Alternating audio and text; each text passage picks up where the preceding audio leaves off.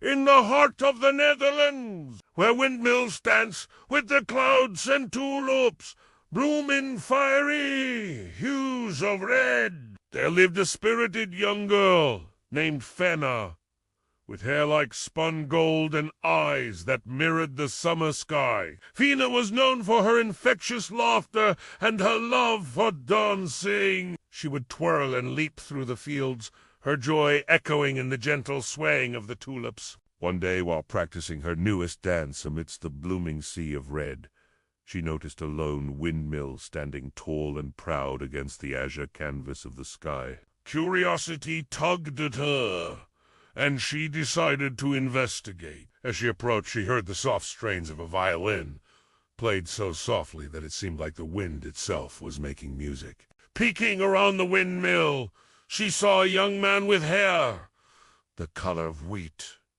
and eyes as green as the spring leaves. He was completely engrossed in his music, oblivious to the world around him. His name was Toyce, and he was the mechanic of the windmill, spending his days fixing the old mill and his nights lost in the well of music.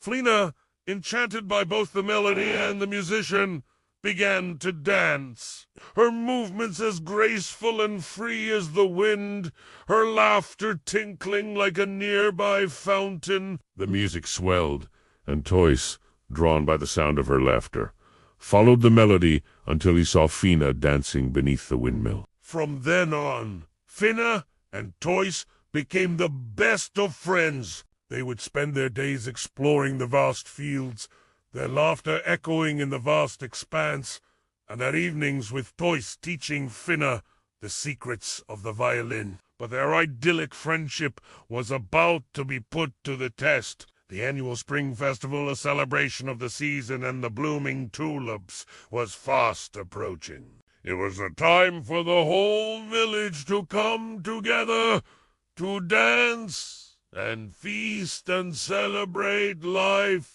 But this year, heavy gloom had fallen over the village. The tulips, once a vibrant splash of color, had begun to lose their hues, turning a sickly shade of green, and the villagers, mirroring the flowers, seemed drained of all mirth and joy. The village elder, a kind but worried woman, turned to Finn and eyes, hoping their youthful spirits could help lift the gloom. She asked them to find the source of the problem and do whatever they could to bring back the color to the tulips and the smiles to the villagers' faces. Finn and Tuas, though puzzled, were determined to help. So they set out into the countryside, following the fading colors of the tulips, until they reached an old gnarled oak tree. Beneath its sprawling branches,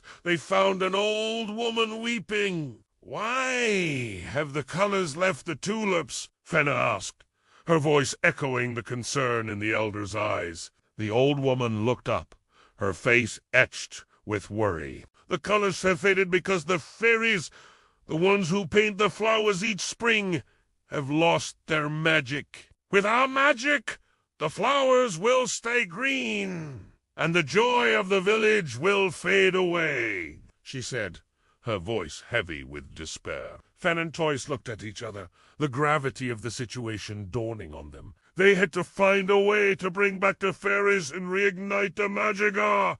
But how? Asif be magic.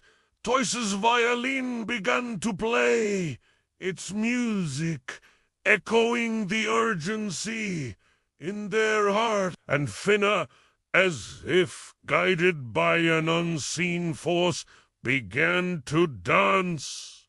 Her steps light and airy like the fairies themselves. The music swelled, carrying Finna's laughter and the sound of her dancing all the way to the old woman. The old woman's eyes widened in surprise, and a smile touched her lips.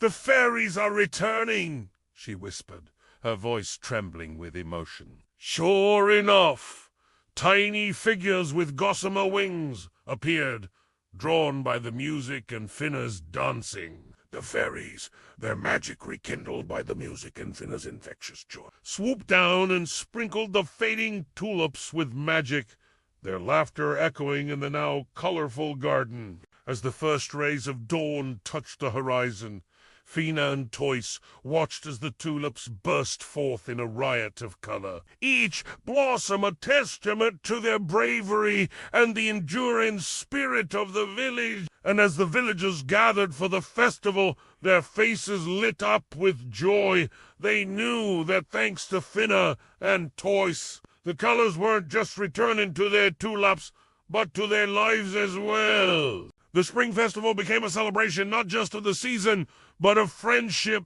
courage, and the magic that happens when music and dance unite to bring people together.